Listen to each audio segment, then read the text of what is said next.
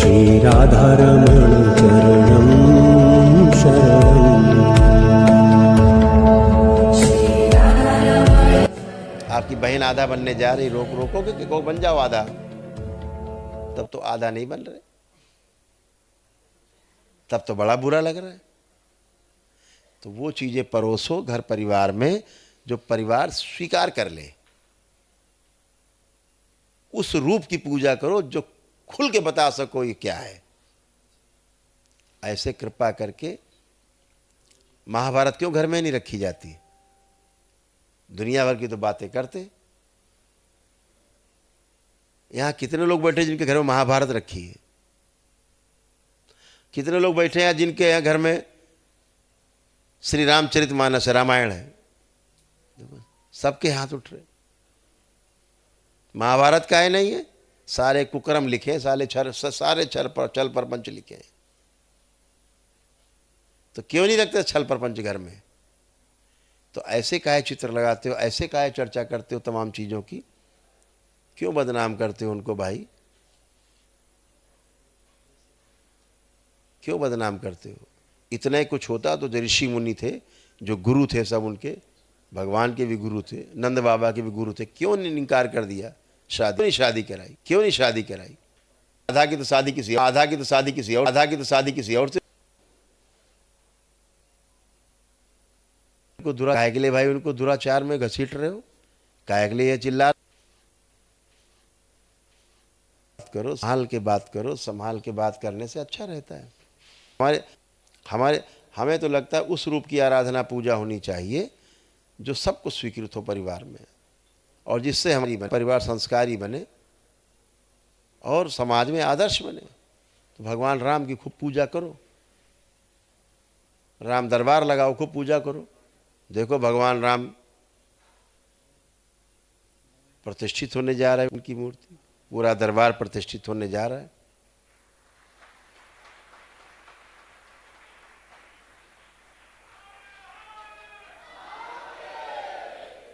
करोड़ों करोड़ों हिंदुओं की आस्था, सनातन धर्मियों की आस्था भगवान राम के प्रति इसीलिए है कि आदर्श प्रस्तुत किया है परिवार के लिए। हम अपने परिवार में वही चीज परोसें जो हमें भी स्वीकार हो, परिवार को भी स्वीकार हो, समाज को भी स्वीकार हो।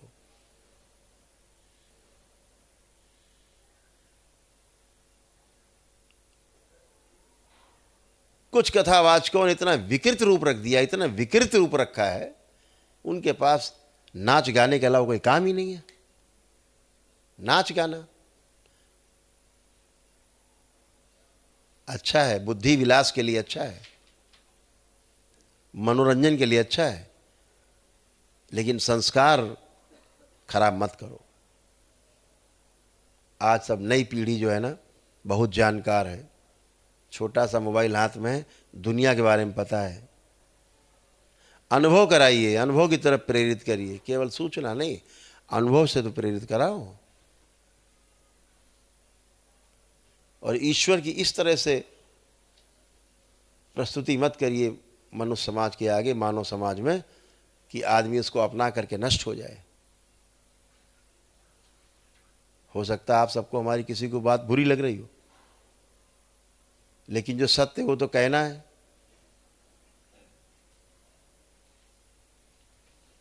उससे रोकना भी अपने आप को अपराध है।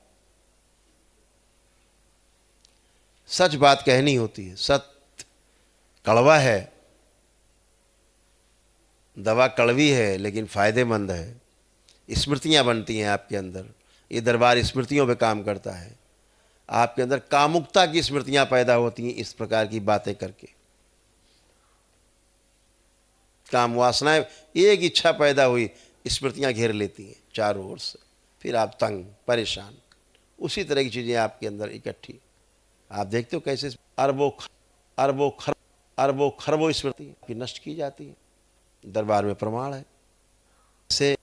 ऐसे कुछ हैं बेवकूफ़ टाइप के, ज़्यादा समझदार अपने को मान बैठे हैं, छैया वाले, कि समाज का बंटाढार कर रखा है। अब बताओ, ये बेवकूफ़ है, एक शिव कथा कहता शिवलिंग घर में न रखो। अब बताइए इनका कौन सा अस्पताल में इलाज होगा? अब तो मेंटल अस्पताल बहुत, आगरा वाला शायद बंद हो गया है, पहले था बिल्लोचपुरा में। अब इनका कहाँ इलाज होगा? इनका इलाज जनता करेगी, पब्लिक करेगी, सड़क पे इनका इलाज।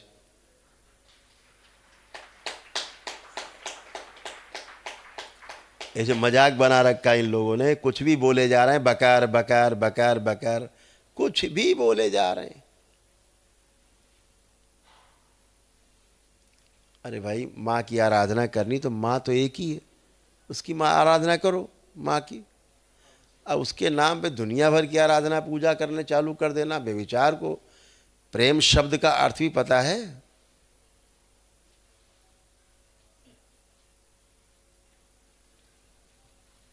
एक से करो तो स्नेह बोला जाता है उस शब्द को। इन लोगों को से कहना चाहता हूं, पहले भाषा सुधारो, पहले भाषा का ज्ञान करो। हिंदी भाषा, देवनागरी भाषा का पहले ज्ञान प्राप्त करो। प्रेम है क्या? प्रेम पर बोलेंगे तो दिन भर बोलते रहेंगे, स्नेह पर थोड़े बोल पाएंगे। एक के प्रति आपकी आसक्ति है, उसे स्नेह कहते हैं।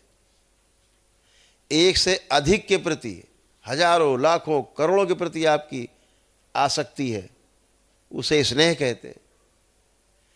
जब सबसे हो जाए, पूरी सृष्टि से हो जाए, पदार्थ अवस्था से, प्राण अवस्था से, जीव अवस्था से, मानव अवस्था से, पूरी कण कण में अपने आप को देखने लगो, कण कण अपने में देखने लगे, इसे प्रेम कहते हैं। लवेरिया को प्रेम नहीं करते, ऐसा नाम मत दो महाराज लोगों, छैया छैया। प्रेम शब्द बहुत गहरा है। अंदर ध्यान, बाहर प्रेम।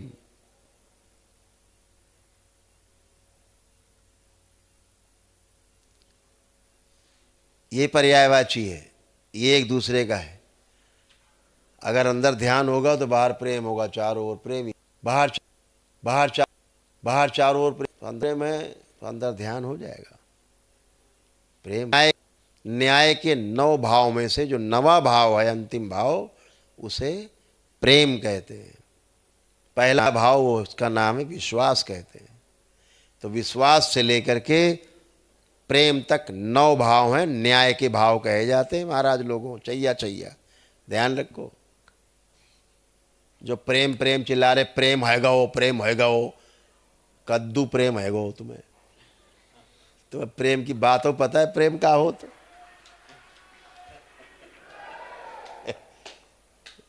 प्रेम शब्द की परिभाषा नहीं पता, प्रेम होगा वो, उनसे उनको प्रेम होगा वो।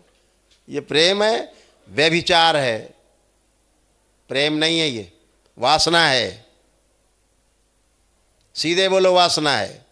और तुम में वासना है, इसलिए तुम वासना की ताली बजा बजा के प्रशंसा कर रहे हैं।